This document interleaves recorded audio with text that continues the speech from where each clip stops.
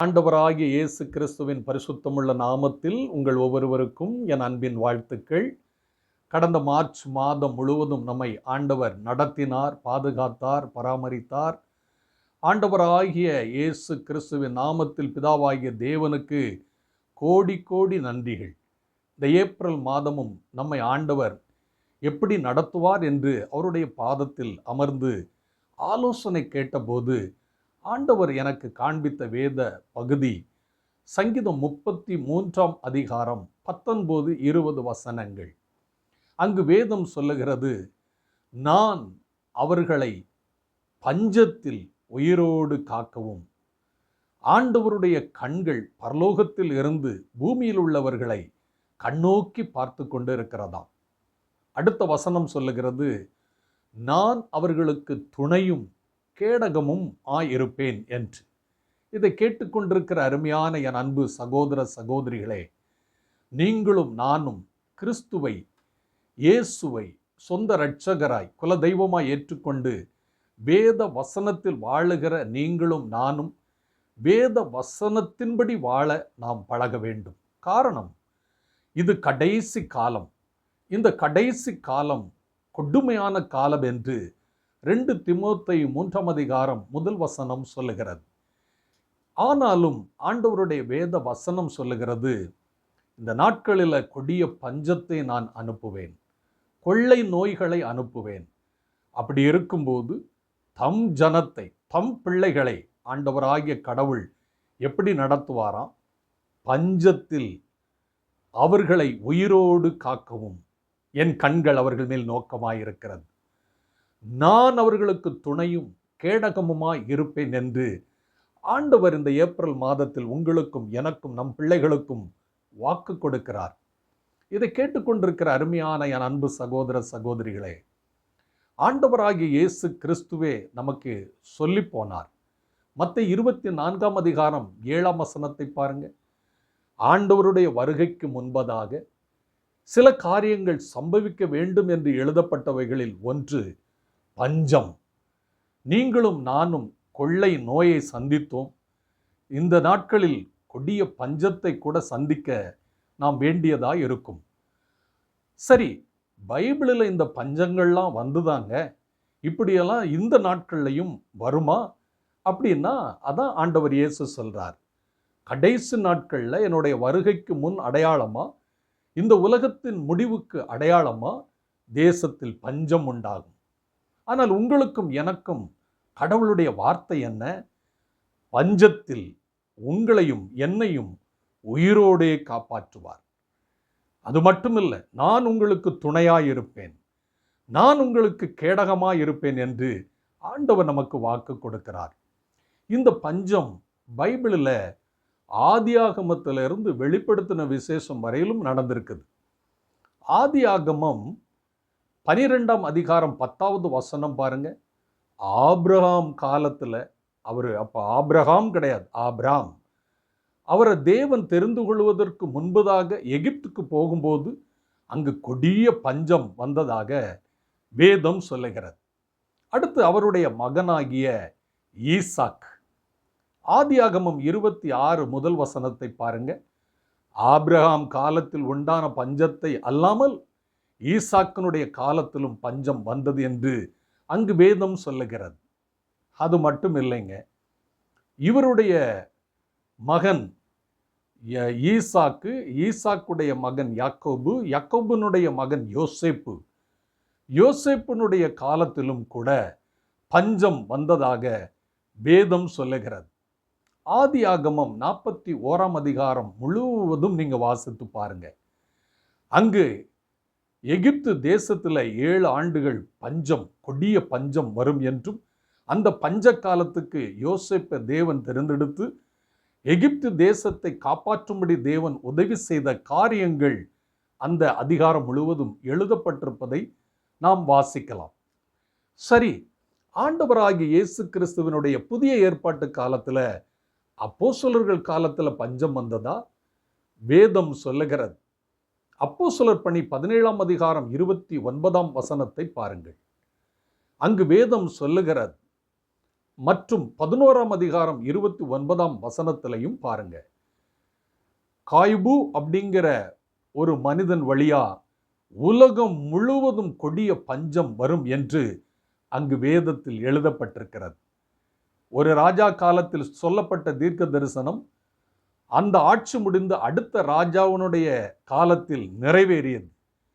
வெளிப்படுத்தின விசேஷத்துக்கு நீங்க வந்தீர்கள் என்றால், வெளிப்படுத்தின விசேஷம் 6ஆம் அதிகாரம் 7-8 வசனத்தை பார்த்தீங்கன்னா, இந்த பூமியில் உள்ள கால்வாசி ஜனங்கள் கொள்ளை நோயினாலும் பட்டயத்தினாலும் பஞ்சத்தினாலும் பயங்கரமான சண்டையினாலும் அழிந்து போவார்கள் என்று வேதம் சொல்லுகிறது. அங்கும் பாருங்க, பஞ்சத்தை குறித்து வேதம் அழகாய் நமக்கு விவரித்து சொல்லுகிறது.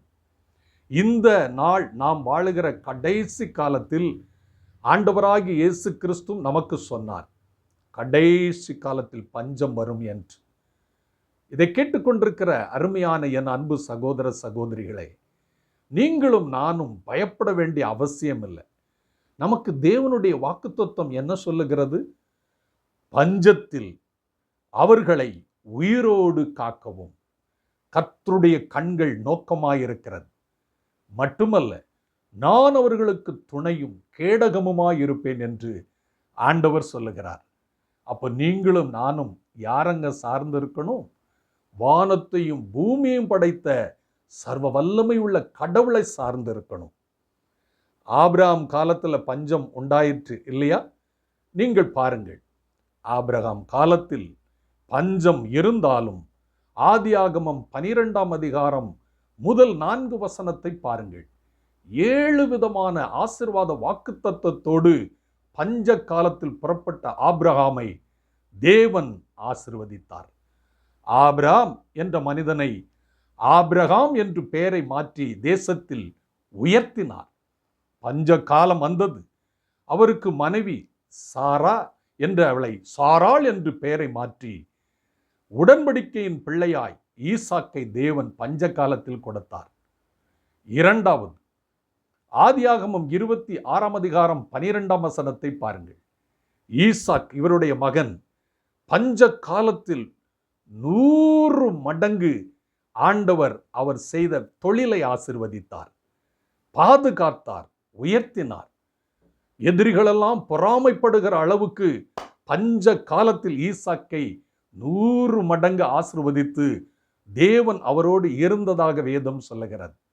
மூன்றாவது, யோசேப்பினுடைய வாழ்க்கையை பாருங்கள். ஆதியாகமம் 41ஆம் அதிகாரத்துல முழுவதும் வாசித்து பார்த்தீங்கன்னா, அவரை பஞ்ச காலத்துல தான் எகிப்துக்கு ஆசீர்வாதமாக இருக்கும்படி தேவன் யோசேப்பை ஆசீர்வதித்து உயர்த்தினார். அவர் வழியாக எகிப்து முழுவதும் ஆசீர்வதிக்கப்பட்டது.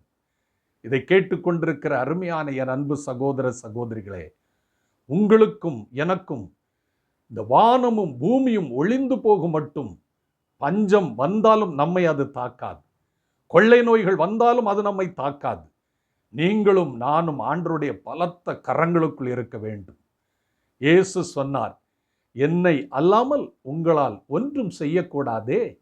அப்படியானால் இயேசுவின் நாமத்தில், இயேசுவின் இரத்தத்திற்குள், இயேசு கிறிஸ்து உங்களுக்காக எனக்காக இருதயத்தில் குத்தப்படும் போது தண்ணீரும் இரத்தமும் வெளியே வந்ததே, அந்த இருதயத்திற்குள்ள திறக்கப்பட்ட விலாவிற்குள்ள நீங்களும் நானும் மறைந்து கொள்ள வேண்டும். உங்களுக்கும் எனக்கும் பாதுகாப்பு இயேசு கிறிஸ்துவின் நாமம். இதை கேட்டுக்கொண்டிருக்கிற என் அன்பு சகோதர சகோதரிகளே, பிலிப்பியர் 2ஆம் அதிகாரம் 10வது வசனத்தை பாருங்கள். நீங்களும் நானும் வானத்தில் உள்ள, பூமியில் உள்ள, பூமியின் கீழுள்ள, பாதாளத்தில் உள்ள எல்லாம் இயேசுவின் நாமத்திற்கு முன்பாக முழந்தாள் படியிடுவார்கள் என்று பைபிள் சொல்லுகிறது. அப்போஸ்தலர் பணி 4:12 பாருங்கள். இயேசு கிறிஸ்து நாமம் தவிர பாவத்தில் இருந்தும், பஞ்சத்தில் இருந்தும், கொள்ளை நோயில் இருந்தும், தரித்திரத்தில் இருந்தும் விடுதலையாக நமக்கு வேறு ஒரு நாமம் இந்த பூமியில் கட்டளையிடப்படவில்லை என்று பைபிள் சொல்லுகிறது. நீங்களும் நானும் இயேசு கிறிஸ்துவின் நாமத்திற்குள் வருவோமானால் அவர் சொல்லுகிறார், நான் உங்களுக்கு துணையும் கேடகமுமாயிருந்து பஞ்ச காலத்தில் நான் உங்களை காப்பாற்றுவேன். என்னுடைய கண்கள் உங்கள் ஒவ்வொருவரையும் கவனித்துக் கொண்டிருக்கும் என்று வேதம் சொல்லுகிறது. இந்த வார்த்தையை நீங்களும் நானும் சாதாரணமாக எடுத்துக்கொள்ளக்கூடாது. நீங்களும் நானும் ஒரு கொடிய நாட்களுக்குள் போக இந்த உலகம் ஒரு பெரிய யுத்தத்தை செய்து கொண்டிருக்கிறது. நீங்களும் நானும், நமக்கு ஆண்டவர் தான் துணை. ஆண்டவர் இயேசுதான் நமக்கு கேடகம்.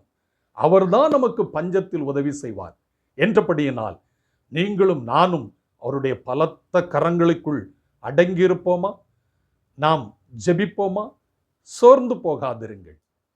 ஆண்டவனே, வானத்தையும் பூமியையும் படைத்த சர்வ வல்லமையுள்ள எங்கள் ஆண்டவரே, இந்த 4வது மாதம் முதல் தேதியிலிருந்து கடைசி தேதி வரையிலும் ஒவ்வொரு நாளும் இந்த சத்தத்தை கேட்கிற என் அருமையான சகோதர சகோதரிகள் குடும்பங்களை வருகிற பஞ்ச காலம், கொடிய அந்த கொள்ளை நோய் காலங்களில் எங்களை நீர் தப்பு வைத்து பாதுகாக்கும்படி நாங்கள் செபிக்கிறோம்.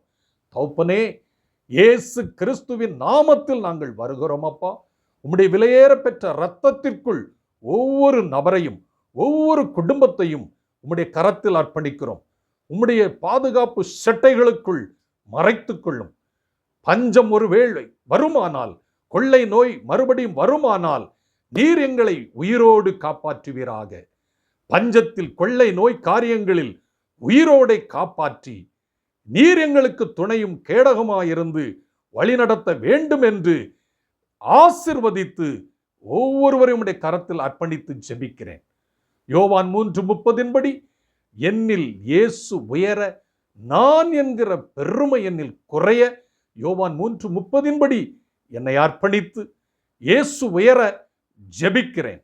சுவிசேஷமே என் பாரமும் ஜெபமே என் வாழ்வுமா இருக்க வேண்டும் என்று இந்த சத்தத்தை கேட்கிற ஒவ்வொருவரையும் தனித்தனியாய் ஆசீர்வதித்து அவர்கள் தொழில், அவர்கள் கரங்களில் இருக்கக்கூடிய எந்த காரியமாயிருந்தாலும் சரி ஆசீர்வதிக்க வேண்டும் என்று இயேசுவின் நாமத்தில் ஜெபிக்கிறேன். இன்றைக்கும் உயிரோடு இருக்கிற எங்கள் நல்ல பிதாவே.